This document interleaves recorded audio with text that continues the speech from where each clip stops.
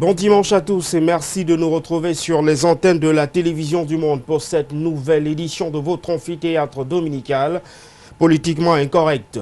S'achemine-t-on inexorablement vers une nouvelle prorogation du mandat des députés de l'Assemblée nationale du Cameroun? Le sujet en tout cas était au centre d'une réunion du bureau de la Chambre basse du Parlement bicaméral du Cameroun le 19 juin dernier, alors que la fin de cette législature était prévue pour le 29 octobre prochain, après la prorogation d'un an décidée l'année dernière. Cette nouvelle prorogation qui semble s'adosser sur un corpus législatif favorable est pourtant problématique pour certains du point de vue de la légalité. Dans le cadre du premier sujet inscrit à l'ordre du jour ce dimanche, nous tenterons de comprendre l'enjeu de cette nouvelle prorogation du mandat de 16 élus du peuple annoncé au cours de cette session parlementaire du mois de juin. En deuxième sujet, nous parlerons des tests qui ont été signés le 19 juin dernier par le président de la République, en l'occurrence celui qui fixe la catégorie d'entreprises publiques, les indemnités, les salaires et autres avantages des dirigeants de ces entreprises-là. Ce texte du président de la République, Paul Biya, peut-il véritablement mettre fin aux multiples scandales de gestion constatés au sein des entreprises publiques et relayés depuis plusieurs années par la presse locale? On en parle ce dimanche en deuxième dorsale de cette émission. Et en dernier sujet, nous parlerons de ce mur que la Guinée équatoriale souhaite ériger à la frontière avec le Cameroun, précisément à Kiossi, au moment où certains fustigent les lenteurs observées dans le cadre de l'intégration sous-régionale.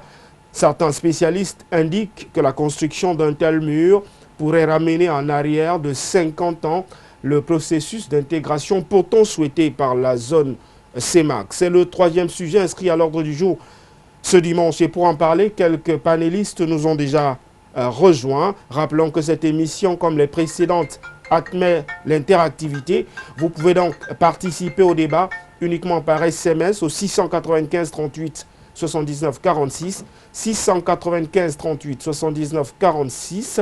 Cette émission a un seul code de conduite: ne rien dire pour plaire, tout dire pour construire. A tout de suite.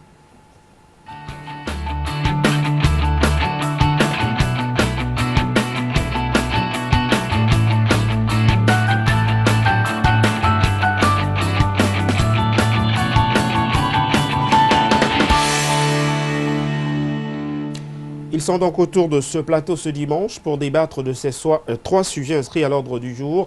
Jean-Claude Feuzeau, vous êtes conseiller municipal dans le 2e arrondissement de la ville de Douala. Vous êtes aujourd'hui au sein du mouvement pour la renaissance du Cameroun. Merci et bon dimanche. Merci d'être venu. Merci Yves. Je suis très heureux de me retrouver de nouveau sur ce plateau.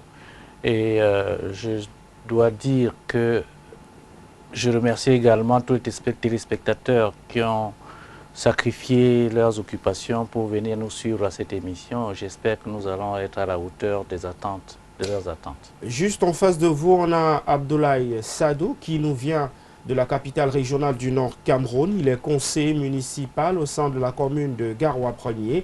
Vous avez fait un bon voyage, bon dimanche et merci d'être venu. Oui, merci Monsieur Yves. Comme vous le dites, je viens de Garoua, je suis arrivé hier dans l'après-midi. Et je salue les panélistes et les téléspectateurs et je salue la population de Garoua particulièrement, et avec les travaux qui sont en train d'être faits. Et quand tout sera fini, la vie sera très agréable. Bon, prenons notre mal en patience du côté de Garoua pour les chantiers. Les travaux avancent très lentement, mais sûrement, et je crois qu'à la fin des travaux, Garoua sera vraiment une très belle ville. Il y aura une bonne hygiène de vie, il y aura bon vivre agréablement, et je crois que dans cette émission, il y aura la cordialité et, comme vous dites, ne pas dire quelque chose pour plaire, mais pour vraiment convaincre et amener les uns et les autres à comprendre pourquoi on est là.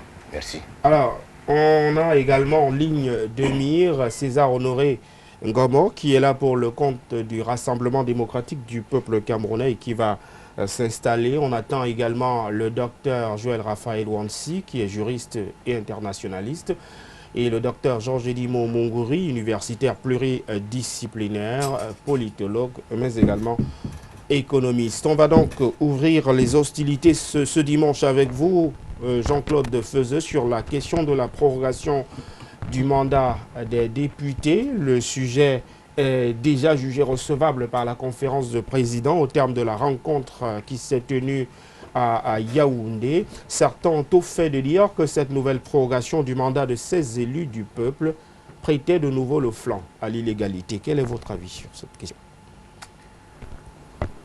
Je ne pense pas qu'il y a une illégalité dans cette idée de prolongation du mandat. En fait, il faut regarder là-dedans les motivations, l'exposé des motifs qui portent sur deux éléments. Le premier élément, c'est le déroulement dans la sérénité de la session parlementaire du mois de novembre, du mois de septembre. Cet exposé de motifs, à mon sens, n'est pas valable, parce que ce n'est pas une surprise. La tenue de cette session parlementaire, c'est une session ordinaire qui est connue depuis tous les ans, ça se tient. Puisqu'il y a 3 sessions, effectivement, au cours d'une année législative. Voilà. Donc, on ne saurait prétendre que la tenue de cette session peut être un motif pour reporter les élections. Le deuxième élément, c'est d'harmoniser les délais de la tenue du double scrutin. Effectivement, ce motif peut être retenu. Pourquoi? Parce qu'il y a une certaine ambiguïté. La Constitution du Cameroun prévoit que le mandat des députés peut être, que les élections pour les députés peuvent se passer au minimum 40 jours avant la fin de leur mandat et au maximum 6 mois. 120 jours. 120 jours, 120 après jours. le délai d'expiration de la prorogation. Voilà, après le délai d'expiration de la prolongation. Mais il ne dit rien en ce qui concerne les conseillers municipaux. Si bien que s'il faut respecter uniquement la Constitution, nous serons obligés de tenir des élections municipales à date et des élections législatives 4, 5, 6 mois plus tard. Mais pour harmoniser, parce qu'il n'y a pas assez d'argent, on peut utiliser un seul budget pour coupler les élections. Je pense que ce motif est recevable. Maintenant, par ailleurs, ça ce sont les motifs. Nous avons en marge de ça des impacts de cette prolongation de délai. Cette prolongation des délais, vous savez, les partis politiques grognent et exigent que la paix revienne au nord-ouest et au sud-ouest pour qu'on puisse faire des élections sur le territoire national. Il faudrait donc que le gouvernement profite de cette prolongation de délai pour prendre des mesures appropriées pour amener la paix dans cette région. Les partis d'opposition également exigent la révision du code électoral. Il faudrait donc qu'au cours de cette session et de la session qui arrive, que des dispositions soient prises pour réviser le code électoral. Et le troisième élément, c'est la libération des prisonniers politiques. Donc voilà les impacts positifs de la prolongation des délais. Je vous ai parlé des exposés de motifs dont l'un n'est pas recevable, mais l'autre est recevable. Je pense donc, pour terminer, que c'est une excellente chose que de prolonger les délais. Abdoulaye Sadou, selon la lettre qui a été expédiée au président de l'Assemblée nationale du Cameroun par le président de la République, Paul Biya, et qui évoque cette prorogation du mandat des députés de 2 mois, l'on apprend qu'il s'agit d'une démarche qui est conforme à la Constitution du Cameroun, en l'occurrence l'article 15, alinéa 4, qui prévoit qu'en cas de crise et lorsque les circonstances l'exigent, le président de la République peut donc saisir, après consultation et avis du président du Conseil constitutionnel, le président de l'Assemblée nationale et du Sénat, pour souhaiter que ceux-ci jugent recevable une requête de prorogation l'abrogation du mandat des députés à travers donc un projet de loi qui est déposé à l'Assemblée nationale du Cameroun. Est-ce que cette disposition que je viens d'évoquer vous paraît suffisamment claire pour une autre prorogation du mandat de ces députés qui ont déjà eu une prorogation de 12 mois l'année dernière? Bon, d'abord, pour vous expliquer certaines choses, l'idée la plus partagée par les Camerounais d'abord est que le contexte sécuritaire dans le Nozo actuellement ne permet pas d'organiser les élections. Parce que la circonscription présidentielle, c'est une seule circonscription au Cameroun.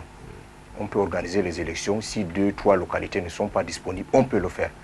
Mais les circonscriptions législatives et municipales, 360 circonscriptions municipales, 86 circonscriptions législatives. En ce moment, nous savons que dans le nord-ouest et le sud-ouest, il y a beaucoup de difficultés pour organiser les élections. La véritable raison du report des élections législatives et municipales, c'est la crise sécuritaire dans le nord-ouest et le sud-ouest. Ça, c'est vous qui le dites. Hein, ça, c'est le communiqué du président ne dit pas grand-chose. Oui, du président ne dit pas grand-chose sur les véritables motifs réels. Ça, c'est la véritable raison. On n'a pas donné, vous-même, vous savez qu'au nord-ouest, au sud-ouest, actuellement, on ne peut pas organiser les élections normalement comme on peut les organiser à Yaoundé ou à Garoua ou à Douala. Donc, voilà la véritable raison de la perturbation du calendrier électoral. Concernant l'article 15, alinéa 4 que vous venez de citer, le mandat étant arrivé à leur terme et l'environnement socio-politique dégradé, la prolongation était la seule alternative. Et la Constitution permet au chef de l'État la légalité et l'autorité de reporter, de proroger les élections. Et il faut savoir, l'élection législative et municipale, c'est plusieurs circonscriptions que, comme je viens d'expliquer.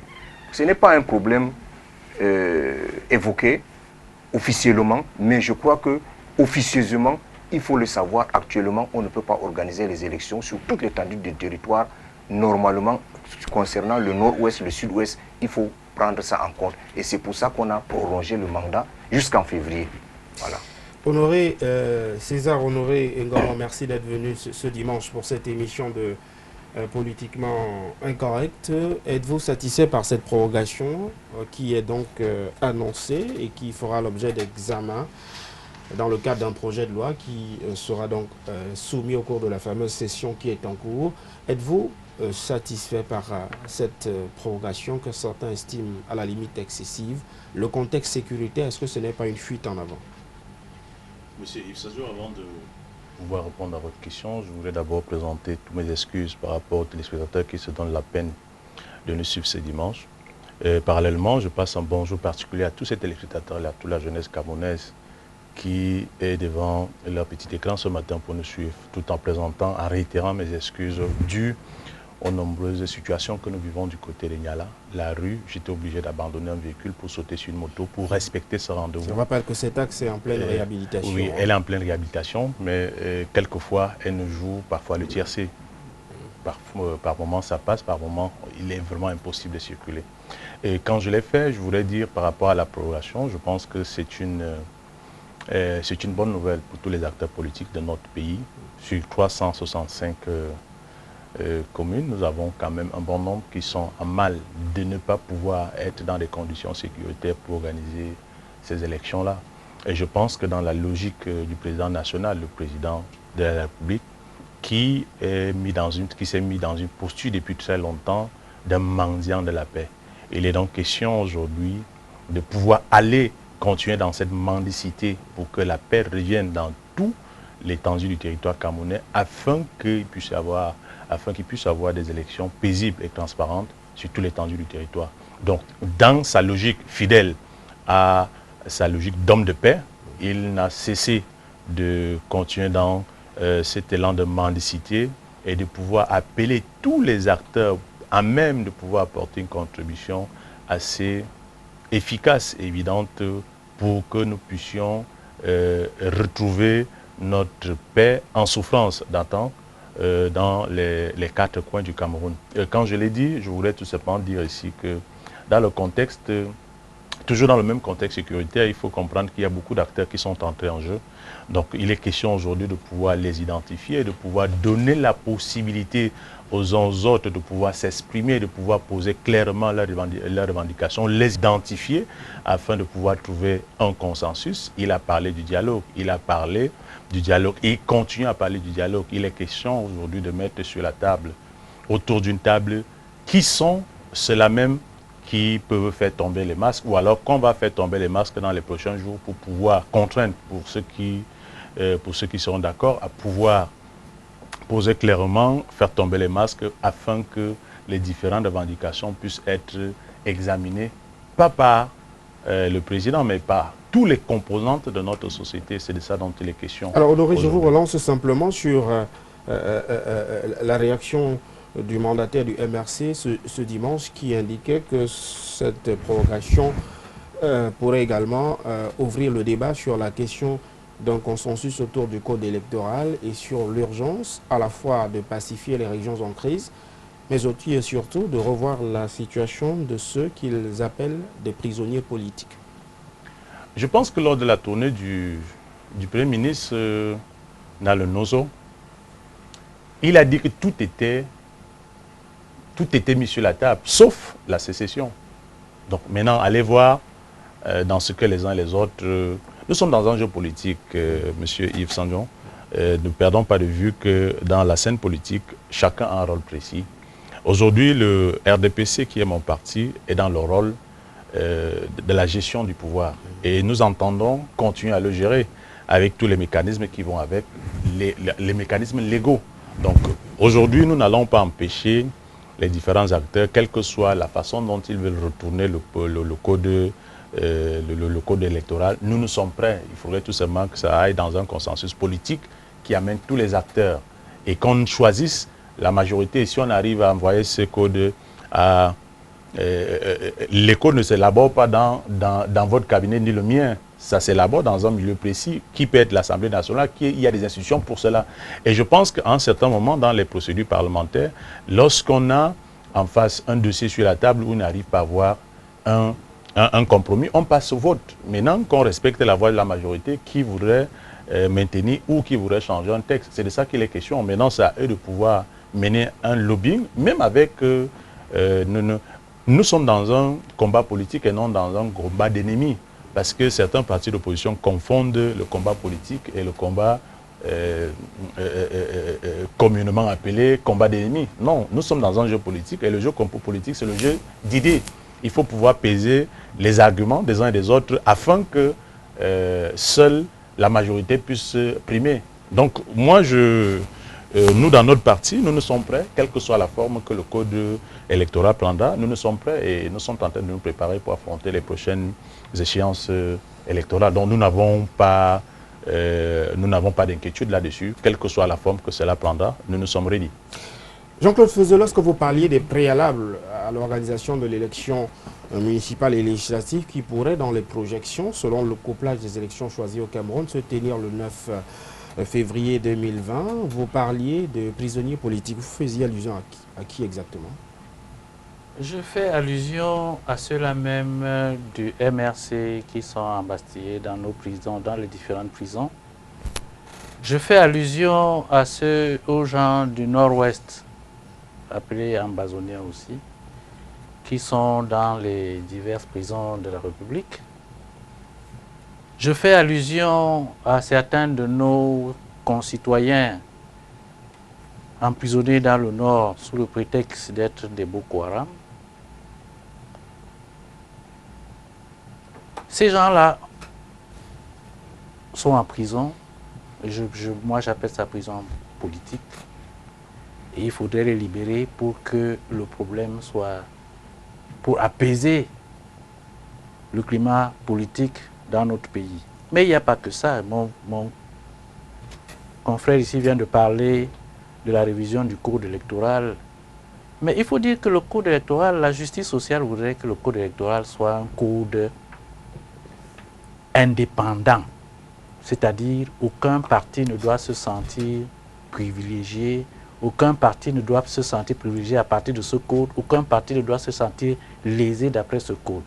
Or, il se trouve, malheureusement, qu'il y a un conflit d'intérêts dans l'élaboration de ce code. Vous savez que c'est le président de la République, candidat aux diverses élections, à l'élection présidentielle notamment, appartenant à un parti politique qui s'appelle le RDPC, qui nomme les membres de l'ECAM. Ça, c'est un conflit d'intérêts. La justice, on n'a pas besoin de passer par un tribunal pour le constater. Est-ce que cette démarche est légale, Jean-Claude Feuzeux? Questionnons parfois la légalité au-delà de la polémique. Je vous présente les difficultés qu'il y a dans le code électoral. C'est lui qui nomme également les conseillers. Vous comprenez? À partir de cet instant, dans le même code électoral, on dit ces gens qui sont nommés sont protégés. Ils ne seront jamais attaqués ni poursuivis dans l'exercice de leurs fonctions. Qu'est-ce que ça veut dire? Ça veut dire qu'ils sont libres d'obéir à celui qui les a nommés. C'est là que réside le conflit d'intérêts. Quelqu'un ne peut pas vous nommer là et vous ne lui rendez pas service.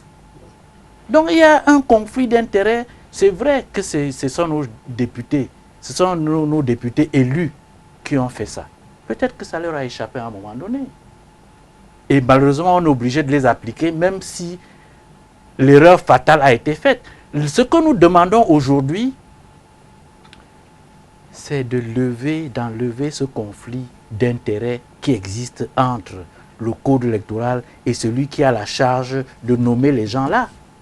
Il faut que ceux qui nomment ces gens-là soient complètement indépendants et sortent du jeu du système politique pour qu'il n'y ait plus ce conflit d'intérêts.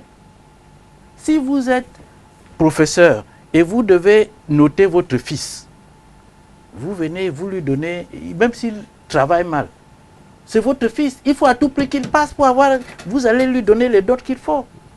Ce n'est pas pour rien que quand vous êtes médecin, on vous déconseille de soigner un membre de votre famille. Vous allez appeler quelqu'un d'autre pour soigner le membre de votre famille.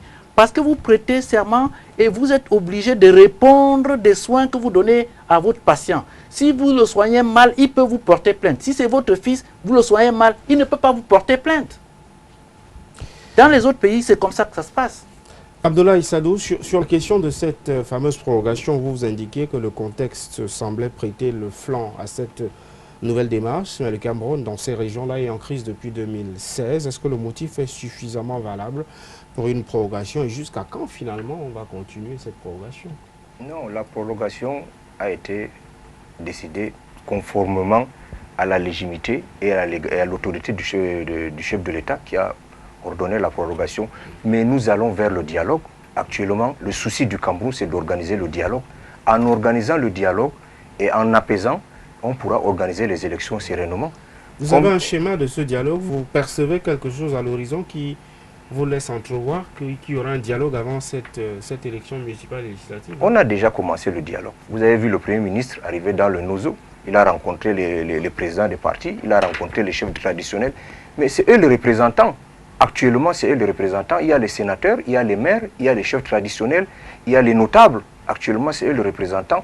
On ne peut pas organiser le dialogue avec les gens qui sont virtuellement là où il faut organiser le dialogue. Si vous-même, on vous demande d'organiser le dialogue, vous organisez le dialogue avec les gens qui vivent dans le nord-ouest, le sud-ouest. Il a rencontré les présidents des partis politiques, il a rencontré les femmes, il a rencontré les maires, il a rencontré les sénateurs, il a rencontré les députés. Voilà les représentants. Parce qu'il ne faut pas que les gens confondent, créer le désordre. Parce que si ceux qui veulent la sécession, ceux qui veulent la partition, ceux qui demandent que le Cameroun soit divisé, ils vont faire comment après pour gérer le Cameroun? Ou bien ceux qui veulent venir au pouvoir, qui sont en train de créer le désordre. Quand ils seront au pouvoir, les autres vont aussi créer ce désordre. Est-ce qu'ils pourront gouverner le Cameroun? Donc il faut la sérénité, il faut aller étape par étape. Il faut comprendre que ce pays nous appartient à nous tous. Il ne faut pas tirer les ficelles, les gens tapis dans l'ombre, qui disent que non, aujourd'hui, on va faire ceci, on crée le désordre demain. Non, ce n'est pas ça le problème. Le problème, il faut que tout le monde se réunisse. Nous sommes tous les fils du Cameroun, que tu sois du nord, du sud, de l'est. Notre diversité nous permet de vivre ensemble. Et il faut qu'on organise ce dialogue.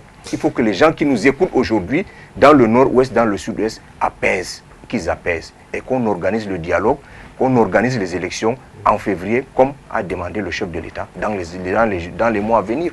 Voilà un peu les recommandations qui ont été faites. C'est ça, Honoré, sur la question du dialogue, qui peut être également l'une des raisons qui peut justifier la prorogation. On est dans la spéculation. Hein. Certains parlent de la situation économique, d'autres parlent de la situation simplement sécuritaire. Le président lui seul doit savoir les véritables motifs de cette prorogation, mais cela laisse une marge pour résoudre la question anglophone. Est-ce que ces députés qui sont aujourd'hui en fonction sont suffisamment encore légitimes pour aborder cette question-là? N'aurait pas-il valu que l'on anticipe avec l'organisation d'un scrutin pour avoir de nouvelles personnes et de nouveaux visages qui semblent refléter l'aspiration de ces populations-là et poser véritablement la question du dialogue? Avant de répondre à cette question, mon copanéliste tout à l'heure a dit, Monsieur Abdoulaye, dans son propos tout à l'heure, disait que le président a ordonné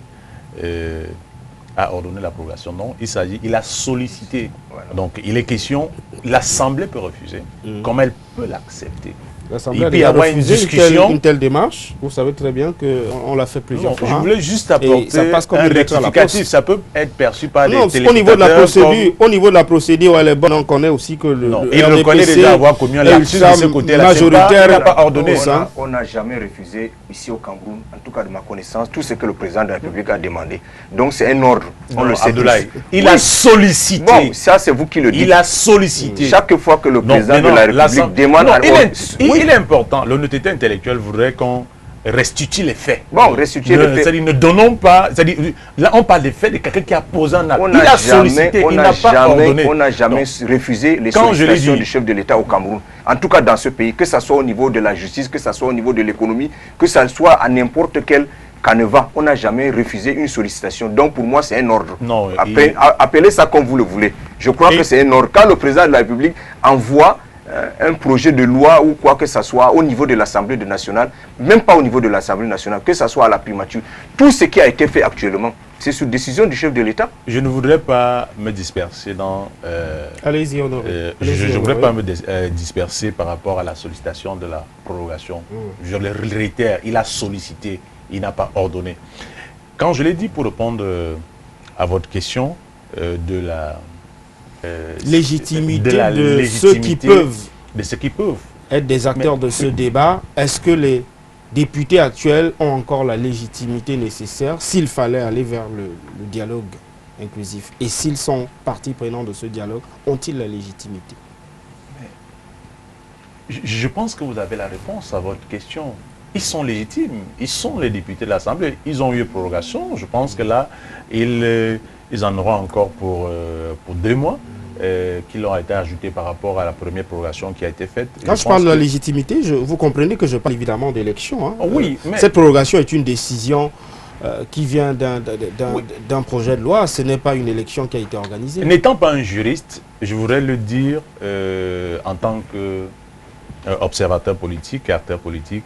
Je pense que nos députés à l'Assemblée nationale aujourd'hui sont légitimes parce qu'ils ont bénéficié d'une prorogation qui donne au président de la République le pouvoir de pouvoir, je pense aux communes, le pouvoir, et même en tant que député de l'Assemblée, je pense qu'ils peuvent se saisir d'une telle prorogation et pouvoir la faire valider par les autres institutions. Je pense que c'est la démarche qui a été respectée jusqu'ici. Donc au niveau de la légitimité, le problème ne se pose pas. Le problème se pose au niveau de l'efficacité et de l'attente qui va ressortir de cette prorogation-là. Est-ce que nous aurons les résultats escomptés? Est-ce que nous aurons pu donner à notre territoire, à nos 475 000 km², leur légitimité afin que nous puissions passer aux élections, au double scrutin de façon transparente, sans aucune bavure? C'est là où se pose la question. Et les questions aujourd'hui, les acteurs qui vont décider, les 180 acteurs qui vont décider de cette loi-là ou alors de ces modifications-là, je pense qu'au stade actuel, jusqu'à preuve de contraire, ils sont légitimes. Le problème ne se pose pas. Maintenant, on ne va pas empêcher les uns et les autres de pouvoir apporter un avis là-dessus, mais sauf que nous ne faisons pas partie des 180 qui décident, qui vont approuver la prorogation, la sollicitation de la prorogation de de cette loi-là ou de ce mandat-là. Donc il est question aujourd'hui de pouvoir éclairer nos téléspectateurs en leur faisant comprendre que nous sommes dans un État qui est régi par des lois, par des règles.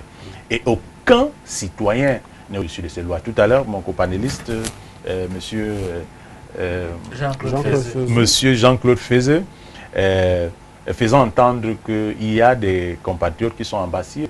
Je ne suis pas de cet avis, je suis tout simplement de l'avis de ceux qui pensent que la loi étant au-dessus de nous tous, même le président de la République n'est pas en marge des lois. Le jour où il va enfreindre ces lois, il sera frappé, vous allez être surpris. Mais tant qu'il respecte ces lois, je ne vois pas combien de fois est-ce qu'un citoyen le président de la République peut et être le président d'un parti politique? Nous ne devons pas. Est-ce qu'un président de la République peut être président d'un parti politique? Est-ce que la constitution du Cameroun le permet? Allez bien le lire. Je voudrais, avant de me poser la question, vous aurez mieux fait de me sortir le paragraphe qui l'interdit. Non. Vous aurez mieux fait de me sortir le paragraphe qui l'interdit. Il ne peut pas occuper d'autres fonctions. Vous aurez mieux fait de me sortir le paragraphe qui l'interdit. Le président de la République ne peut pas occuper d'autres fonctions, mais il est le président d'un parti politique. Est-ce que vous avez vu une note où on déclare qu'il a signé en tant que président national du RDPC? Il n'est pas président national du RDPC. Il n'est pas un secrétaire général qui est chargé de la régulation. Qui est le président national du RDPC? Le secrétaire général. Oui, mais un président de la République ne peut pas. Le débat ne se pose pas là. Le débat vous avez dit enfin à la loi. Vous avez parlé de la loi. C'est pas ça? Vous avez dit qu'un président de la République n'a jamais enfin à la loi. C'est ça que vous avez dit. Je t'ai demandé que, est-ce qu'au Cameroun, le président de la République peut être président d'un parti politique? Jusqu'ici, tous les actes qu'il pose sont légaux à la loi. C'est là le débat. Tous les actes qu'il pose aujourd'hui, ne venons pas faire un débat de comédiens. Non, ne venons pas faire un débat de comédiens politiques. Il dit qu'il est président du RDPC. C'est lui qui a signé les actes pour nommer les gens. C'est lui qui signe les actes pour nommer les gens au comité central. Permettez que je réponde à la question. Le secrétaire général. En violation des textes de la Constitution. C'est ça qu'il est en train de vous êtes en train de parler de la loi, non? Je parle de la loi et je continue à parler de la loi. Ceci ne met rien en marge que lorsqu'un citoyen s'élève, quelles que soient les revendications, il y a des procédures à suivre. Vous faites une demande de manifestation et autres. Et si vous ne respectez violations de la loi. Et si vous ne respectez pas. Il y a ceux qui sont ministres, qui sont PCA. Il y a qui sont PCA oui. 3 fois, 4 fois, 6 fois, fois 3. Il y a plusieurs choses. Il y a des griefs. Il ne faut pas parler de ça. Là, tu es en train de t'auto-flageller. Tu es en train de dire ce que tu es en train de faire. Naturellement, c'est le contraire de ce que tu dis. Il y a des gens qui sont PCA 21 ans dans des sociétés parapubliques, publiques. Il y a des gens qui sont ministres, qui sont PCA. C'est interdit par la loi. C'est pas vrai? Oui, je pense qu'il y a eu beaucoup d'amalgame dans cette loi. Et c'est pour cela que depuis lundi, je pense qu'il est revenu sur la modification et les rôles des uns et des autres, les non-cumulés et autres. Je pense que là, ça a été clair. Je peux être d'accord avec vous. C'est le deuxième sujet. Mais ça, c'est à l'ordre du jour. Je voulais revenir tout simplement sur l'embastillement de certains de nos compatriotes. Voilà. Aucun citoyen n'est embastillé. Il se peut tout simplement qu'il y a des citoyens qui sont allés en marge de la loi et la loi leur a frappé. Ce n'est pas le président de la République qui l'a frappé, c'est la loi du Cameroun qui est au-dessus de toute loi qui a frappé ceux qui sont allés en marge de la loi. Et il faut le dire aux téléspectateurs. On a aujourd'hui des compatriotes, quel que soit le parti, le bord politique qu'ils ont abordé, ils sont allés en marge de la loi, qui certains ont été accusés ici de détournement ou alors de problèmes de masse et autres, aujourd'hui ont été frappés par la loi. Je ne voudrais pas laisser passer ici qu'il y a des compatriotes qui ont été embastillés par la loi. La loi du Cameroun, elle est une loi, elle doit être respectée en attendant que nous ayons d'autres. Je suis d'accord avec le respect de la loi. Là, c'est tout le monde. Parce que voilà. Donc, il est question, personne n'a été embastillé. Ceux qui sont aujourd'hui incarcérés, qui devraient, donc qui sont soumis à la justice, qui attendent le verdict. Nous ne sommes pas, tout ce que nous pouvons faire sur ce plateau, c'est des commentaires, mais moi je pense que nous sommes dans un État qui est régi par des lois et nous devons tous les respecter. Alors Jean-Claude Fézé, cela veut peut-être dire que le professeur Kamto pourrait séjourner encore longtemps dans les geôles de la prison centrale de Yaoundé-Kondengui. Il faudrait peut-être attendre une grâce présidentielle. Comme je l'ai dit, dans l'exposé des motifs, on n'a pas fait allusion au dialogue en cours. On n'a pas fait allusion aux préoccupations du peuple, à savoir le retour à la paix dans le nord-ouest et sud-ouest, la révision du code électoral, la libération des prisonniers politiques. Mais qu'à cela ne tienne, je vous ai dit tantôt, en réalité, le président, effectivement, a soumis une demande à l'Assemblée. Il appartient à l'Assemblée de faire une lecture de la demande. Et moi, la première lecture que je fais, c'est qu'on n'a pas besoin de prolonger le mandat des députés pour organiser les élections en fin février. En fin février, nous sommes encore dans les délais d'organisation des élections des députés. Mais ce qui peut se passer, pour qu'il y ait double scrutin, il faut prolonger absolument le mandat des conseillers municipaux pour arrimer la date des élections à celle des élections législatives. Maintenant, s'agissant du président Kamto et de ses co-détenus, il pourrait ne pas prendre part à ces élections. Hein. S'il est maintenu en prison, ils ne sont pas encore condamnés. Ils ne sont pas encore condamnés. Et je doute bien fort qu'à la date du fin février, certains d'entre eux soient condamnés. Parce qu'il s'agit là de la condamnation jusqu'après appel, après la Cour suprême. Ça m'étonnerait que certains soient dans l'état où ils ne peuvent pas concourir. Ils peuvent concourir même étant en prison. Mais si vous permettez, monsieur, mais c'est simple. Que M. Kamto et sa bande fassent une demande d'excuses et qu'ils nous agressent au chef de l'État ou alors à l'Assemblée nationale. Je pense d'excuses parce qu'ils ont fait quoi? Oui, mais parce qu'ils reconnaissent avoir enfreint la loi. Écoutez, aussi simplement. M. Kamto est un professeur agrégé professeur, ce n'est pas ce que de droit. Les militants mangent. Écoutez-moi bien. Oui. Vous êtes très mal placé pour donner des conseils au professeur international Kamto. Il maîtrise ces choses-là mieux que quiconque. Je vous rappelle que c'est lui qui est l'avocat de la Guinée sur beaucoup de procès. Il est connu, il est au barreau de Paris, donc il sait ce qu'il a à faire. Vous, je ne sais pas si vous êtes juriste, mais il sait mieux que toi et moi ce qu'il y a lieu de faire. Et je vous dis encore, ceux qui sont embastillés aujourd'hui ont le droit de concourir parce qu'ils auront, dans les dossiers, on demande le casier judiciaire. Tous ont leur casier judiciaire propre. On ne vous demande pas d'être présent lors des élections, de venir vous mettre devant le peuple. Non, c'est pas ce qu'on vous demande. Vous composez votre dossier, si le peuple vous vote, et je peux vous dire que la plupart d'entre eux seront aux élections législatives. Et si le peuple vote pour eux, ça fait d'eux, ils ont immédiatement l'immunité parlementaire, ils vont sortir de prison immédiatement. Okay. Alors, je voudrais qu'on sorte de ce sujet avec un dernier tour de table sur cette prorogation du mandat des députés qui fait dans l'objet de requêtes introduites à l'Assemblée nationale du Cameroun. Abdoulaye, cette prorogation suscite également quelques commentaires, d'abord au sujet de la situation, vous l'aviez indiqué, la situation sécuritaire dans notre pays. Est-ce que c'est l'unique motif qui peut justifier une prorogation à votre avis? Oui, ce motif est assez valable. C'est très très valable. On doit organiser un dialogue en temps de crise. Et pour organiser le dialogue, on ne va pas aller aux élections sans organiser le dialogue. Cette crise s'appelle Nouzo. Les gens ont pris les armes. Ils ont demandé, ils veulent diviser le Cameroun. Est-ce qu'on pourra l'organiser dans les délais, Abdoulaye? Oui, on peut les organiser dans le délai. On va organiser le dialogue et à la sortie du dialogue, on peut faire des élections apaisées tout en parlant de la révision du code électoral, parce que c'est nécessaire de réviser ce code électoral. Parce que imaginez-vous actuellement, 4 partis politiques ou 5 partis politiques concourent au suffrage des citoyens. Un parti qui vient en première position avec 15%, je donne un exemple, avec 15% de suffrage, il gère la commune. Et les 5 autres partis qui viennent peut-être avec 75%, ils sont divisés en quotas de 10-10 ou de 13-13, ils n'arrivent pas à gérer la commune. Le code électoral doit être consensuel et accepté de tous. On doit retrouver les représentants des partis politiques dans Elecam, dans le système de Elecam. Aujourd'hui, vous faites les élections, on vous donne les résultats, vous n'avez pas les moyens de revendiquer, que ce soit au niveau de la Cour suprême, que ce soit au niveau du Conseil constitutionnel qu'on a organisé, que ce soit au niveau de Elecam. Une fois que les élections, les PV, on vous dit seul le PV du président du bureau de vote fait foi. Pourquoi alors les représentants des partis politiques vont aller au niveau comment dirais-je, au niveau des urnes, dans les bureaux de vote? S'ils ont un PV, ces PV ne sont pas valables. Donc ça ne sert absolument à rien. Il faut qu'on regarde actuellement le code électoral, qu'on essaye de toiletter, de réviser ce code électoral. Le président du Conseil constitutionnel s'il le veut, regarder les PV. C'est-à-dire qu'il juge en son âme et conscience. Il décide, il déclare le résultat qu'il veut.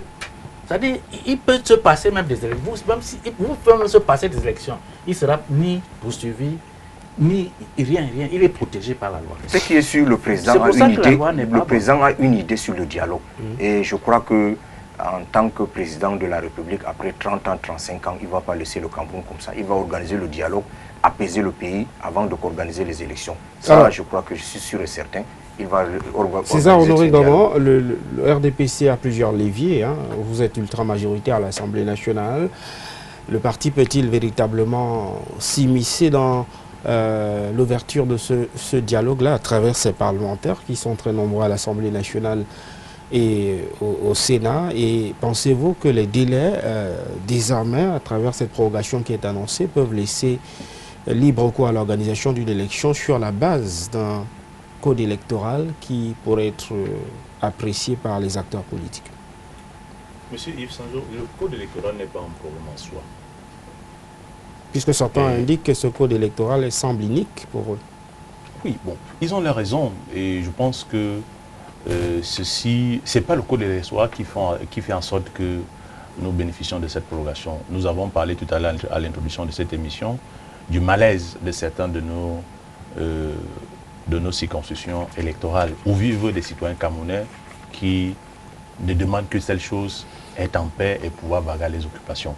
Et je pense que le président de la République a trouvé juste, a trouvé normal de pouvoir demander, solliciter cette prorogation afin que les différents acteurs puissent se prononcer. Et nous pouvons ici déjà le remarquer avec la récente tournée du Premier ministre dans ces deux régions-là. Il est question aujourd'hui de pouvoir faire sombrer, de pouvoir faire sortir les différents acteurs qui, aujourd'hui, ont du mal à se prononcer. Notre pays traverse une situation de crise assez grave. La prorogation et le code électoral dont on veut pouvoir mettre sur cette table n'est pas un problème en soi. Il faudrait tout simplement qu'on comprenne que la priorité aujourd'hui, c'est ce dialogue. Et ce dialogue ne peut pas avoir pour principal motif la révision du code électoral. Ceux qui le font, jusqu'ici, nous sommes allés aux élections avec tous ces acteurs politiques. Personne n'a refusé d'y aller aux élections avec ce code électoral. Mais aujourd'hui, qu'on veut nous faire croire que c'est le code électoral qui a problème, soit, moi je l'ai dit tout à l'heure, quelle que soit la forme que le code électoral prendra, nous sommes prêts. Parce qu'en ce moment, il y a un adage qui dit chez nous, quand un chien ne peut pas poursuivre, il peut te finir un sac de bâton de manioc. C'est de ça qu'il est question. N'allons pas sur ce chemin-là. Nous sommes tous des Camerounais et allons dans un consensus qui amène tout le monde à pouvoir apporter sa contribution. Vous ne pouvez donc pas venir. Vous trouvez un parti au pouvoir qui a mis ses mécanismes de gouvernance pour pouvoir sortir, donner le bien-être à tout citoyen camerounais. Et vous entrez dans les Sissongo avec des déstabilisations par-ci, par-là, avec des revendications qui n'ont rien à voir. On est parti des revendications corporatistes. Et regardez où est-ce que nous en sommes aujourd'hui. On voudrait tout simplement faire une main tendue afin que les uns et les autres puissent faire tomber leur masque. On ne peut pas vouloir pousser les revendications jusqu'à aller monter les compatriotes qui vivaient paisiblement dans leur coin, qui vivaient en toute harmonie. On ne connaissait pas qui était Tontina, qui était Sardina, qui était Betty, qui était Bamileke et autres. Maintenant, on nous amène des problèmes tribalistes qui n'ont plus rien à voir avec les revendications d'antan. Il est question aujourd'hui qu'on se regarde en face. Et il faut comprendre le jeu qui se passe derrière toute cette machine-là. Nous avons compris aujourd'hui que vu la volonté du président de la République, parce qu'il a surpris beaucoup d'entre eux qui pensaient qu'il était en fin de règne, mais les 7 ans qu'il a repris, moi je suis très d'accord. Et aujourd'hui je comprends pourquoi est-ce qu'il a sollicité, il a accepté la sollicitation qui venait de tous les 10 régions de notre pays, de tous les 365 communes. Tout le monde s'est levé et dit il faut te représenter. Et en acceptant de se représenter, c'est aujourd'hui que je comprends le poids et la mesure qui a amené ce sage à pouvoir dire je me présente. Parce qu'aujourd'hui nous avons des compatriotes qui avaient déjà fait un certain nombre de calculs, sachant que là, ils prendront le Cameroun en otage et ils feront leur fête. Mais aujourd'hui, il n'est plus question, il faut qu'on sorte de l'individualisme, parce qu'aujourd'hui, le terrain sur lequel certains acteurs veulent nous amener, quand on regarde un certain nombre d'intérêts et un certain nombre des richesses de notre pays, on comprend que certains ont mis la charrue avant les bœufs. Donc, il est question aujourd'hui de pouvoir ramener cela à la raison pour leur dire, attention, vous avez fait un mauvais calcul. Le Cameroun nous appartient, il n'appartient pas à certains. Il est question aujourd'hui de pouvoir identifier et de faire que cela fasse le mea culpa pour qu'on reparte sur de nouvelles bases. Le code électoral qu'on vous posez sur la table aujourd'hui, les mêmes acteurs hier sont allés aux élections avec ce code électoral. Nous n'avons pas un problème du code électoral, quelle que soit la forme. Si le code électoral est quelle que soit la forme d'aller aux élections, quelle que soit la forme, on va pas faire la politique de la chaise vide. On va aller aux élections, mais on dénonce ce code électoral. Il faut le toiletter. Quelle que soit il faut changer ce code électoral, qu'il soit consensuel, accepté, acceptable de tous. On ne dit pas qu'on ne va pas aller aux élections avec ce code électoral. Qu'il soit accepté, acceptable de tous, mais quelle est la procédure pour que ce code électoral soit accepté et acceptable de tous? Mais les acteurs des partis politiques doivent être il y a un certain nombre de personnes à qui nous avons donné le pouvoir dans nos communes respectives et qui nous représentent. On ne peut pas, ça ne se votera pas entre toi et moi. Ça se vote quelque part des personnes à qui nous avons donné certaines légitimités pour pouvoir valider. Tout ce qui se passe actuellement, ces frustrations, ces détournements, tout ce qui se passe actuellement, c'est parce que les gens sont mal élus. Mais ils sont pas légitimement bien élus. Je suis d'accord avec vous sur ce point-là. Il y a certains qui sont mal élus. Quelqu'un qui fraude les élections, à la sortie des élections, nous sommes tout le monde sait qu'il n'a pas gagné les élections, mais on lui donne la victoire. Il n'y a pas que dans votre chapelle politique que cela se passe. C'est pas dans le Cameroun. Il n'y a pas que dans votre chapelle politique que cela se passe. Il y a les députés et les maires qui sont mal élus, qui ne sont pas légitimes. Nous sommes tous d'accord. Et comme ça se passe aussi chez vous, changeons pour que cela n'arrive plus. Ce pays nous appartient à tous. Il faut faire que ça marche normalement. Et même le découpage, les découpages des maires et même les découpages au niveau des députés. Regarde le nombre de députés à l'extrême nord. Regarde le nombre de députés au nord. Regarde le nombre de députés à la Damawa. Vous avez certainement... Regarde le centre, le sud, l'ouest, le littoral. Vous avez certainement des problèmes. Non, c'est biaisé. Il faut le reconnaître. Il faut changer. Nous n'allons pas continuer à faire la politique de 92 en 2020. Ce n'est pas possible. Le premier impulseur de ce changement. Regarde même la décentralisation. On devait faire la décentralisation depuis 20 ans.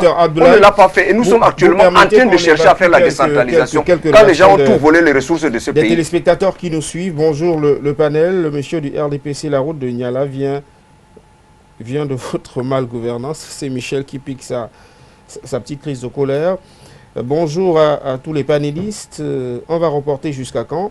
La paix ne reviendra pas tant que le gouvernement ne prend pas ses responsabilités en faisant un raid total et en exécutant... Enfin, j'ai du mal à suivre la suite. Hein. Il semble assez compliqué, mon cher Arnaud de Bandio. Vous savez qu'on ne prône pas un certain type de langage à la télévision. Bonjour le plateau, monsieur Ngono ne peut pas dire ce qui arrange... ne peut que dire ce qui arrange son parti politique. C'est Franche qui nous a écrit ce message. Bonjour à tous les panélistes. Votre débat ainsi que le monsieur... Juste dire que le représentant du RDPC n'a pas la maîtrise, dit-il, des sujets. Il parle et devrait éviter de jouer les savants alors qu'il ne l'est pas. C'est Roland depuis Yaoundé qui nous a écrit ce message. Continuez à contribuer au débat. On va se charger de rendre public vos nombreuses réactions. C'est uniquement par SMS. Nous ne prenons pas d'appel, s'il vous plaît. Alors, chutez sur la question de la prorogation et sur votre argumentaire. Oui, parlant de la prorogation, moi, je ne viens pas sur les plateaux faire un débat intellectuel. Je vis dans une société qui est adaptée à tout. Et aujourd'hui, dans notre parti, il y a un certain nombre de résolutions qui ont été prises. Aujourd'hui, même les autodidactes ont la parole. Et ici, je représente ceux-là qui ne viennent pas en tant qu'intellectuels, mais en tant qu'un autodidacte qui vit la scène politique et qui a son mot à dire. Et c'est pour ça que les aînés n'hésitent pas de pouvoir nous envoyer pour les représenter et essayer d'apporter aussi nos points de vue. Il est question aujourd'hui, quand je parle de la prorogation, je ne voudrais pas faire un débat intellectuel. Moi, je regarde la société et je la lis froidement telle que je la vis. Tout à l'heure, nous parlions de la route de Niala. Je suis une victime. Ce n'est pas parce que je suis du RDPC que je viendrai dire que non, tout est beau.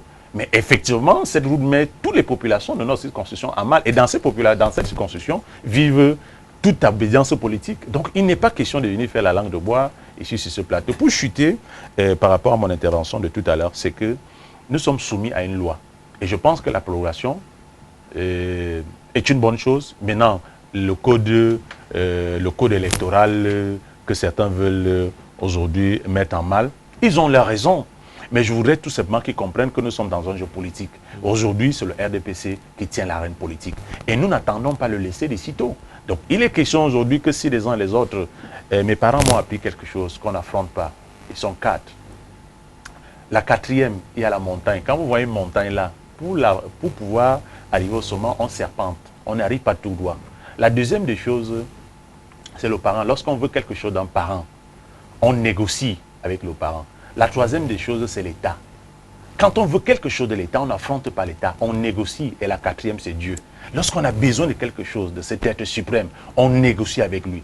Aujourd'hui, l'État aujourd'hui est dans une posture. Ce qui détient le pouvoir aujourd'hui, qui est le RDPC, et la personne. Non, et je dis, tu peux tout te permettre. Non, je dis, oui, puisque tu as dit que ce n'est pas en allant dans la rue casser, non, ce n'est pas en allant de la rue. Moi, faire je parle, du n'importe quoi. Il faut être dans une posture. Il y a certains partis qui l'ont fait. Ils ont fait des observations et des propositions. Et maintenant, amener l'État à poser le problème sur la table, aller négocier avec même ces députés pour leur monter le compte et le pour des lois qui sont en train de proposer. C'est de ça qu'il est question. N'accepte jamais qu'il y ait une ouverture. Pourquoi voulez-vous affronter cet État? Ce n'est pas l'affrontement. Moi, je parle pas de l'affrontement. On va suivre donc l'actualité autour de cette prorogation qui est annoncée, en espérant évidemment que les élections seront couplées et que la date qui était annoncé par quelques spécialistes en la matière, en date du 9 février 2020.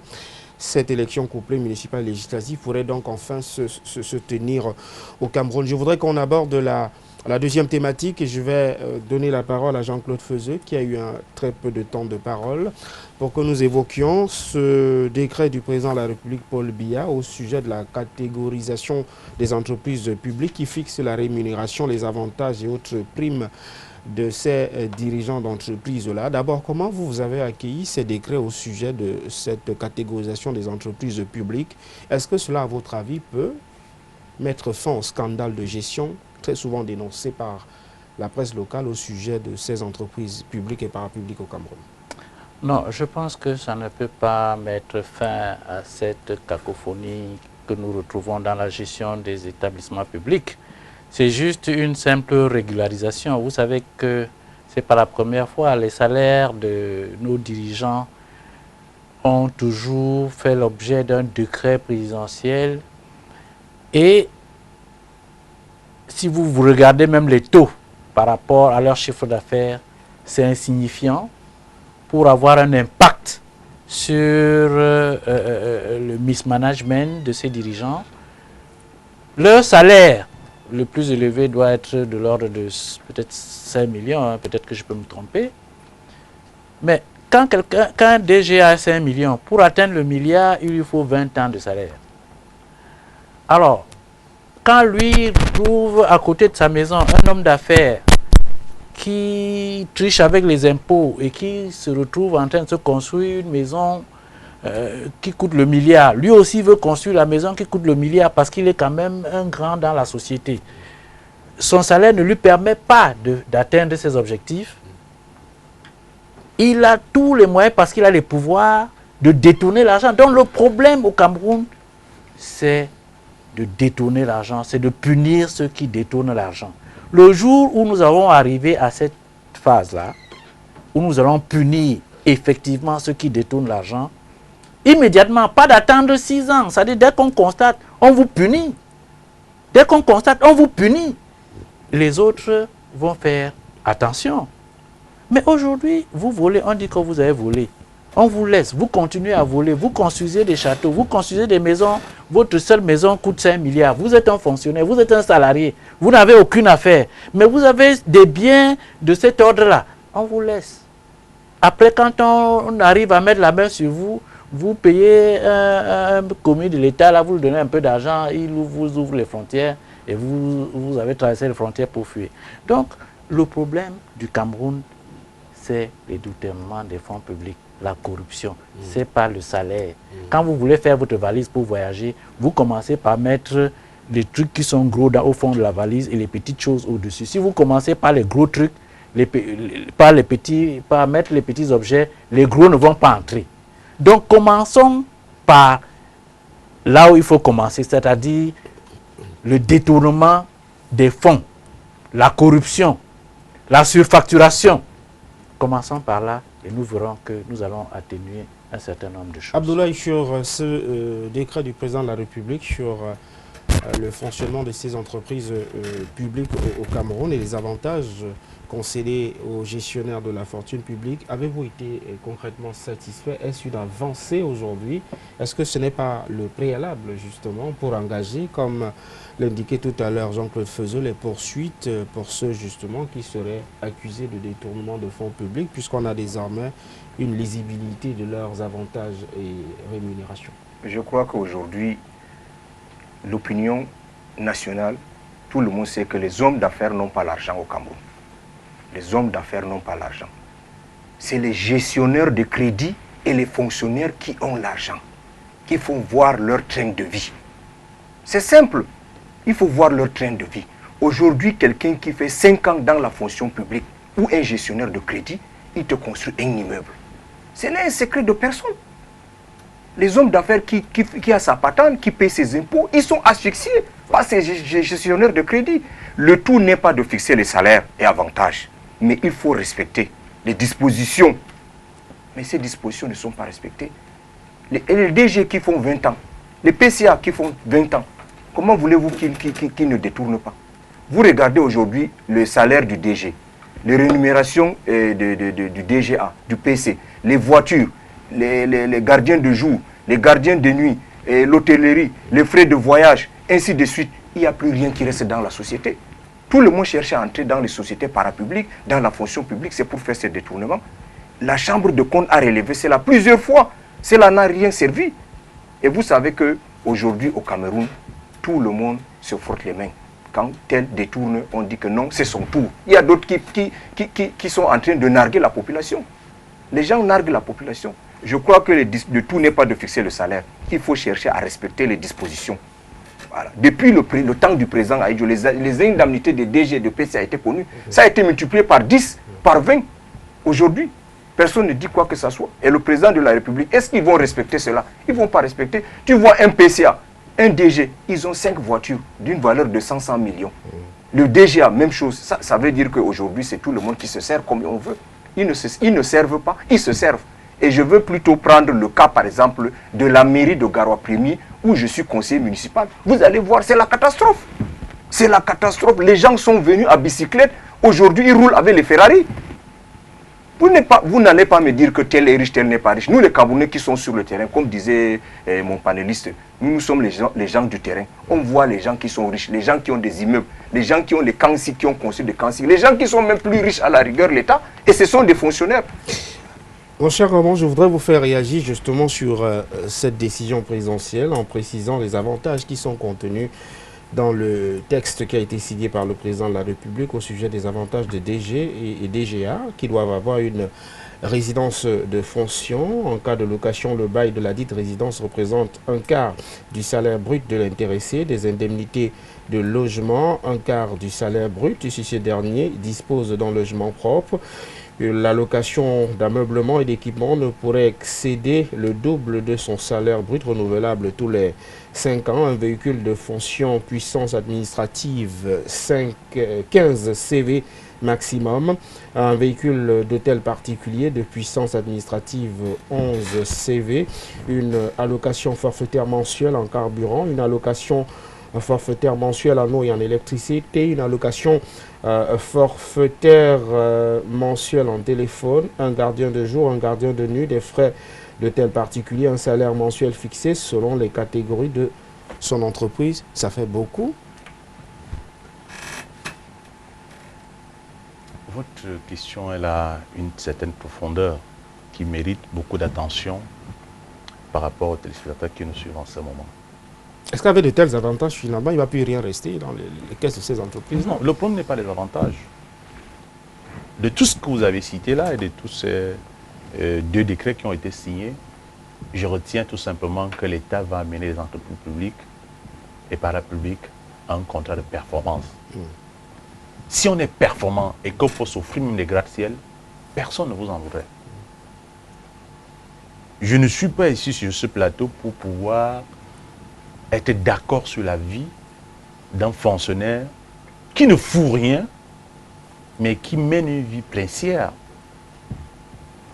j'ai discuté avec certains amis il y a quand même un peu longtemps dans la douane et qui me faisaient comprendre que paraît-il qu'il y avait des dispositions de ce côté-là qui les permettaient, lorsqu'ils ont atteint leur quota, leur chiffre d'affaires, ils avaient une rémunération par rapport à cela. Et certains d'entre eux, leur rémunération était voire 100 fois plus que leur salaire de base. Voilà le type de contrat de performance que nous demandons. Au lieu de pouvoir matraquer les usagers, torpiller les usagers à des fins personnelles, je pense que le président de la République voudrait remettre un certain contrat de performance. Et dans cet article, dans ces deux décrets, j'ai retenu quelque chose sur l'article 25, pour moi, qui peut sembler anodin, mais qui a tout son sens. Dans l'article 25, il est écrit, les directeurs généraux doivent désormais, autant que faire se peut, les principes d'équilibre régional dans les recrutements. Parce qu'aujourd'hui, nous n'allons pas nous en cacher. À chaque nouveau directeur correspond un nouveau type de personnel équivalent ou égal à sa région d'origine. Ça, il y a beaucoup qui l'ont décrit aussi. Je pense qu'il y a également l'article 27 qui vient donner une place importante sur certains compatriotes de notre société qui ne sont pas pris en compte. Sur l'article 27, les prorogations d'activité dans ces établissements publics et les entreprises publiques sont interdites. Ces prorogations entraînaient quelque chose en dessous sur l'article 25, sur le point 2, qui dit, sur l'article 25, sur le point 2, lors des recrutements, un accent particulier doit être mis sur la prise en compte de l'approche genre, vulnérable et handicap, qu'on ne prenait pas en compte. Par contre, vous voyez des parents qui se donnent la peine, malgré que leurs enfants soient peut-être à mobilité réduite, mais donnent la peine pour que celui-là soit intellectuellement équivalent à un enfant normal. Et qui paye à la fin, celui-là, malgré tous les diplômes obtenus, reste une charge pour la société. Et je pense qu'on devrait, plus que par le passé, mettre un accent beaucoup plus sur ce type de cas. Il faudrait même imposer un quota. Parce que là, la loi elle est dite, mais je pense qu'il faudrait imposer un quota. Parce que moi, je connais tout autour de moi des personnes à mobilité réduite qui ont un potentiel énorme, mais qu'on ne donne pas la chance, tout simplement parce que déjà l'accessibilité pour pouvoir parfois accéder à ces milieux publics, à ces établissements publics, n'est pas évidente. On ne les permet pas de part. Donc, et je voudrais chuter sur ce point en disant que mon débat, mon propos sur ce plateau n'est pas d'être contre les riches. Il est bien beau d'être riche parce que nous aspirons tous au bien-être. Mais il est important que si le contrat de performance est mis en avant, quel que soit, parce que nous avons aujourd'hui des entreprises publiques qui sont... Les gens sont riches illécitement. Illécitement. Alors, et même, on va plus loin. On découvre même que le petit budget... Tu as vu qu'il n'y a pas l'eau à l'extrême nord, tu as vu les gens vont puiser de l'eau, ils vont... On découvre même plus loin que dans ces établissements publics... Tu dis que tu n'es pas contre les riches. Les petits budgets d'investissement qui doivent être faits sont faits par les épouses, les amis et les copines de ces décideurs-là. Ça, peut-être on ne le dit pas assez, mais c'est le problème qui vit notre société. Tout à l'heure, M. Abdoulaye était en train de pleurer notre sort, le sort des hommes d'affaires au Cameroun. Nous sommes appelés à mourir, nous sommes appelés à disparaître. Mais, sauf que nous croyons beaucoup en ce pays. C'est pour cela que nous sommes aussi de ceux qui pensent qu'il y a beaucoup d'améliorations qui doivent être faites de ce côté-là. On n'interdit pas aux directeurs, aux PCA, aux gestionnaires des crédits publics d'être riches. Mais on leur demande tout simplement de pouvoir mettre en application le principe d'équilibre. Jean-Claude Feuzet, au-delà de ces avantages qui sont évoqués par la presse, des avantages contenus dans le document signé par le président de la République, Paul Biya, il faut noter qu'il y a environ 158 établissements et entreprises publiques au Cameroun. Est-ce qu'on peut aller vers ce saut qualitatif évoqué par Gono à travers cette décision? Faut-il également le lire ici? Oui, sur les 158 sociétés d'État, il faut reconnaître qu'elles vivent pour la plupart sur des subventions. Je dois vous rappeler que 5% de notre budget subventionne ces sociétés d'État. on aurait pu réduire ce pourcentage si on réduisait les avantages que vous avez lus tout à l'heure. On peut constater simplement que chaque dirigeant a au moins 2 voitures. Il a un certain nombre d'avantages que nous avons constatés. Je vous rappelle, dans un autre pays, le directeur général de la CIA avait été obligé de démissionner parce qu'il a utilisé son chauffeur à des fins personnelles. Mais dans notre pays, vous détournez les biens de la société, vous êtes là. Vous prenez toutes les voitures de la société, vous garez chez vous, les voitures de service de la société, vous garez chez vous. On ne vous fait rien. Vous faites acheter les engins pour aller labourer les champs. Vous prenez ça, vous partez garder dans vos plantations. On ne vous fait rien. Donc, je vous dis, nous avons un problème de management, de recrutement à la tête de nos sociétés d'État. Il a parlé tout à l'heure il y a un article qui demande qu'il faut tenir compte de l'équilibre régional. De l'équilibre régional.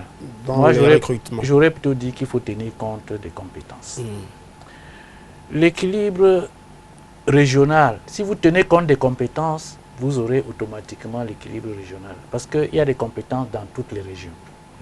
Malheureusement, aujourd'hui, au Cameroun, on ne recrute plus sur la base d'une compétition ou alors sur la base d'un dossier bien monté. Mais on va recruter sur la base de qui vous a recommandé. On est quelqu'un au Cameroun derrière quelqu'un. Si personne ne vous recommande, quel que soit le cas, vous êtes major de votre promotion, vous allez chômer comme les autres. La compétence n'a plus de sens dans notre pays. Et ça, c'est regrettable. Moi, quand j'ai commencé ici à l'école, quand j'ai commencé au Cameroun, il y avait une certaine traçabilité, il y avait de l'espoir de fréquenter. Il y avait de l'espoir, on avait envie de fréquenter. Mais aujourd'hui, lorsque à côté de vous, vous avez un major de promotion des grandes écoles, de l'école polytechnique, il est major, mais il est là, il cherche du travail 2, 3, 4, 5 ans, il ne trouve pas. Mais vous posez la question, mais au fait, je vais à l'école pour faire quoi? Donc la compétence n'existe pas.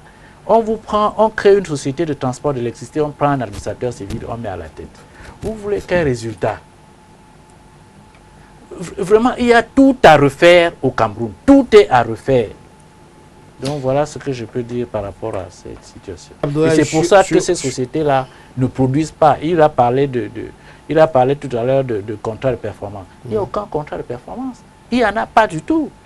Si vous voulez faire un contrat de performance, lancez l'appel d'offres pour le recrutement d'un directeur général de la Camerco. Vous allez voir que les compétences vont se présenter. Alors, et on aura des chances d'avoir quelqu'un de compétent. Alors effectivement, c'est tout à fait bien d'avoir des avantages quand on occupe des fonctions aussi importantes. Le confort matériel est souvent requis pour favoriser un meilleur exercice. Mais la question de la vulgarité opérationnelle, j'y arrive, de ces entreprises-là, pose aujourd'hui quelques questionnements au regard des multiples subventions que l'État a très souvent apporté pour le fonctionnement de ces entreprises. Est-ce que ce décret du président de la République peut être un gage de rentabilité ou de productivité de ces entreprises publiques au Cameroun?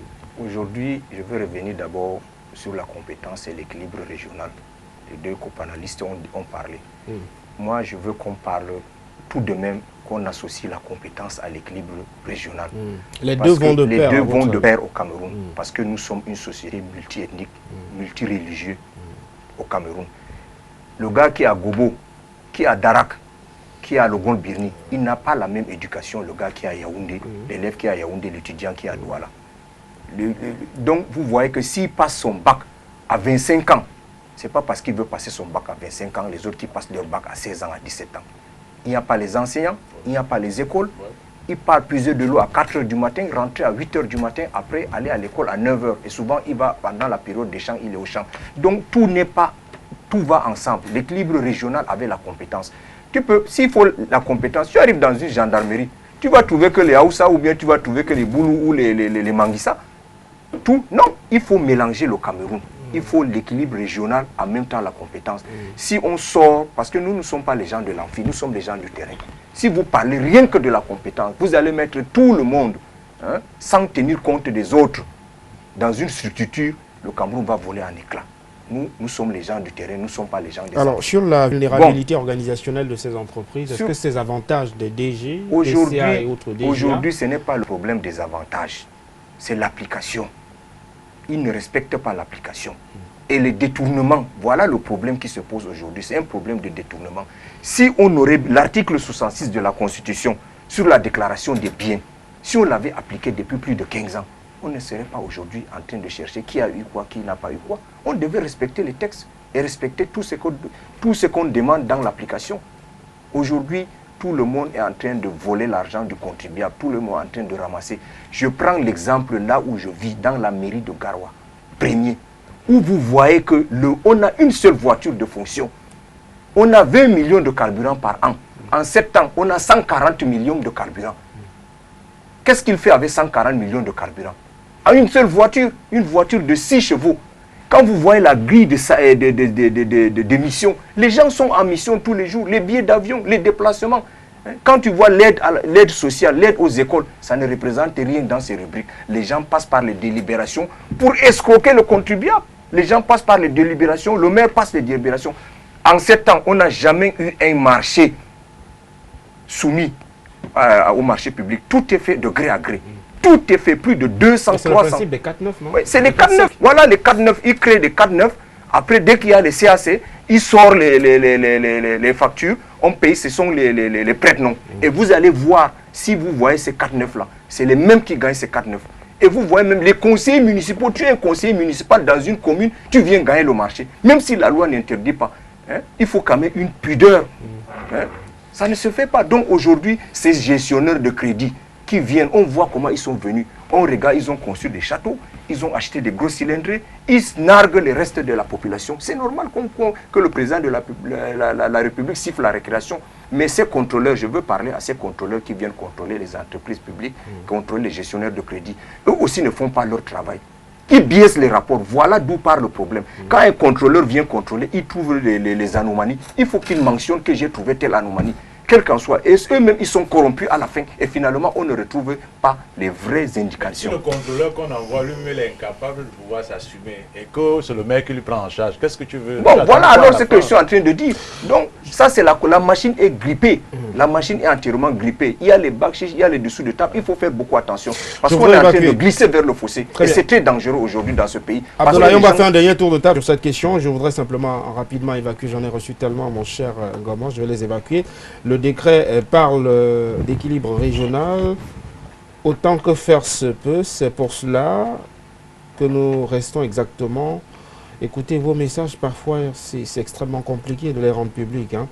Je suis à Kouchan, par Koutaba, l'homme du MRC. Donc, je voudrais lui poser la question de savoir si un jour Maurice Kamto arrivait au pouvoir, nous Camerounais serons quoi, libres de, je sais pas moi, de faire partie d'une commission électorale. Vous allez peut-être répondre, je crois que c'était l'idée.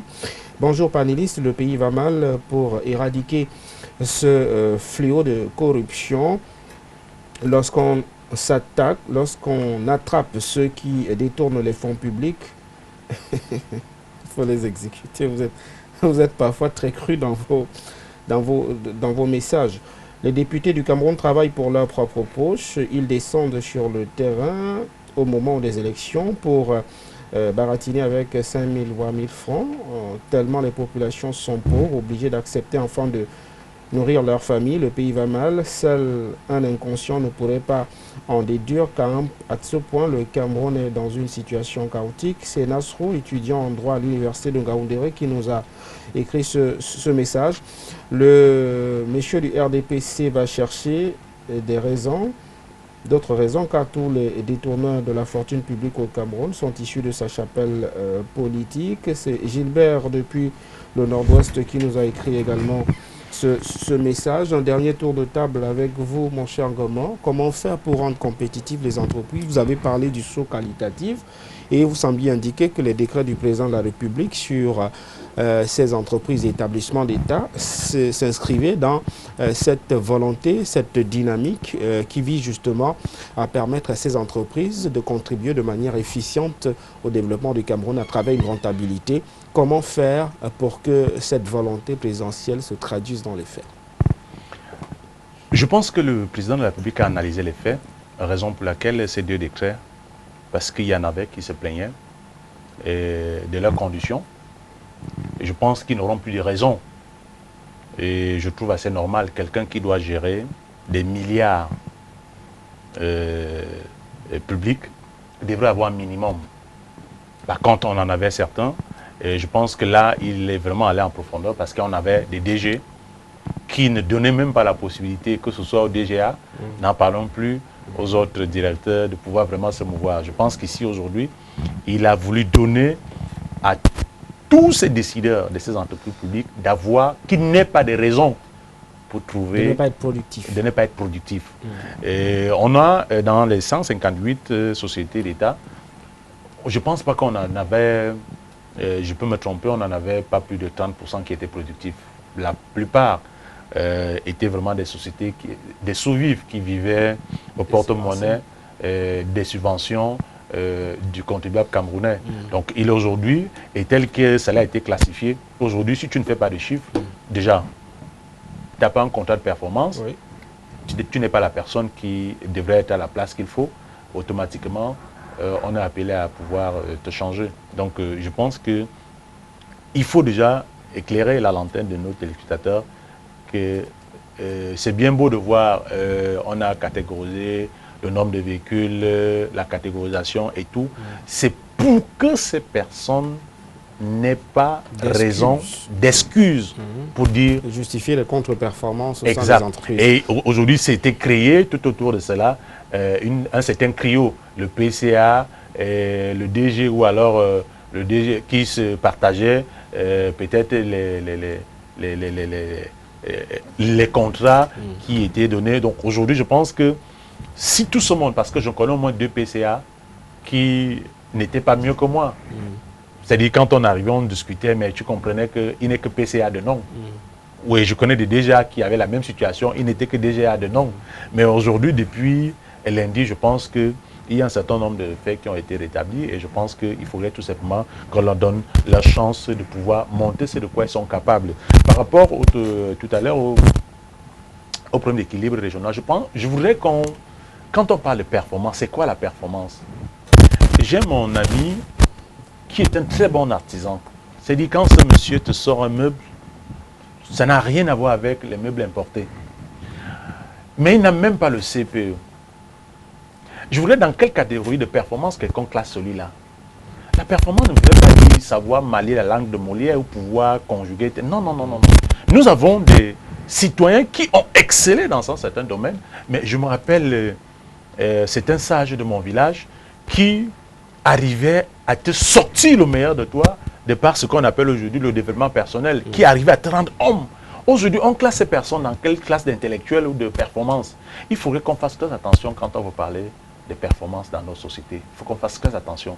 Tout à l'heure, M. Abdoulaye a pris des exemples de ce garçon qui va obtenir son bac à 25 ans, voire 30 ans, mais qui, dans d'autres domaines, est très performant. Vous n'allez pas le comparer à ce génie qui a pu avoir son bac à 16 ans. Et aujourd'hui, la société camerounaise, un téléspectateur a dit tout à l'heure, tous les déteneurs de la fonction publique sont du RDPC. Mais je voulais également lui poser la question, c'est l'opposition qui l'a mis en prison. Mais il n'a pas menti. Non, c'est vrai, mais est-ce que c'est l'opposition qui l'a mis en prison? C'est toujours le même RDPC. Le parti au pouvoir. C'est toujours... Jean-Claude Feuzeux. Tous ceux qui sont en prison, ceux qui ont détourné. Je voulais chuter par là. rapidement pour que Jean-Claude Feuzeux prenne la parole. Il faut pouvoir dire à ces téléspectateurs, oui, ils sont du RDPC, mais la justice leur a mis en prison. La justice leur a incarcéré. Jean-Claude Feuzeux, sur le saut qualitatif, c'est la justice du Cameroun qui leur a incarcéré. Sur le saut qualitatif, il faudrait qu'on s'entende là-dessus. Il y a des avantages pour les PCA, les DG et les DGA. C'est une bonne nouvelle en somme. Donc, ces gens n'ont plus véritablement d'excuses pour justifier que les entreprises soient contre-productives. Maintenant, comment est-ce qu'on fait effectivement pour rendre ces entreprises rentables, parce que c'est la rentabilité des entreprises qui sont cherchées. L'État aujourd'hui fait face à des difficultés financières. Les entreprises publiques doivent être capables de se prendre en main et doivent être capables d'être productifs, parce que finalement, c'est l'objectif final de ces décrets du président de la République. Mais qu'est-ce qu'on fait concrètement pour atteindre ces objectifs? Oui, d'entrée de jeu, je dirais que tout ce qu'on a fait là, ce n'est pas nouveau. Aucun dirigeant de nos entreprises publiques ne saurait justifier les détournements par le fait qu'il ne touche pas suffisamment, par le fait qu'aucune disposition ne lui donne suffisamment d'avantages pour qu'il ne détourne pas. Non, ils sont tout simplement gourmands. Ils savent que c'est leur part de gâteau. Gâteau, ça veut dire quoi? Je dois recruter que les miens. Je dois me servir. Parce qu'à partir d'ici, si je dois avoir ma maison au village, ma maison ici, je dois avoir mon immeuble quelque part ici à Yaoundé et à tel endroit, c'est l'occasion ou jamais. Donc on va pas en sortir. Et je dois après ça aller arroser ma hiérarchie qui m'a nommé ici pour qu'on me laisse ici pendant 20 ans. Abdoulaye, ça c'est leurs objectifs. Donc les objectifs, ils n'ont pas d'objectif, ils n'ont pas de contrat de performance, ils n'ont pas d'obligation de résultat. Je vous dis, nous avons 5% de notre budget, c'est pour la subvention. Alors, rapidement, Abdoulaye, en un mot, le saut qualitatif est-il possible? Le saut qualitatif, s'il vous plaît, rapidement, Abdoulaye, en un mot. La rémunération est en déphasage avec l'activité socio-économique aujourd'hui. Les gestionnaires de crédit doivent vraiment comprendre que le pays est en perfusion. Ils ne doivent pas continuer à détourner. Et ceux qui ont détourné, il faut que la loi les frappe. On connaît tout ce qui se passe actuellement. Les gens qui ont ramassé la fortune publique, qui ont enterré les gens qui ont ramassé la fortune publique pour faire de ça peut-être un trésor de guerre, ainsi de suite. Ça ne sert absolument à rien. Vous voyez aujourd'hui la pauvreté qu'il y a dans le septentrional. Dans le septentrion, ça dépasse n'importe où au Cameroun. Nous sommes sur le terrain. Le chef de l'État et le gouvernement doivent faire quelque chose pour la partie septentrionale. Merci d'être venu, mon cher Abdoulaye. Non, on ne revendique pas. C'est terminé pour cette émission. Je voudrais remercier mon cher César Honoré Ngombo qui ce dimanche, s'il vous plaît, Abdoulaye, s'il vous plaît, qui représentait ce dimanche le Rassemblement démocratique du peuple camerounais. Merci d'être venu, mon cher César. Je remercie également Jean-Claude Feuzeux qui était là pour le MRC, le Mouvement pour la Renaissance du Cameroun. Et je vais remercier également Abdoulaye qui est donc venu de la région du nord du Cameroun, où il est conseiller municipal au sein de la commune de Garoua 1er. Merci d'avoir fait le déplacement pour la télévision du monde et d'avoir contribué au débat ce dimanche. Merci également pour vos multiples contributions à cet amphithéâtre dominical. À dimanche prochain, s'il plaît à Dieu. Au revoir.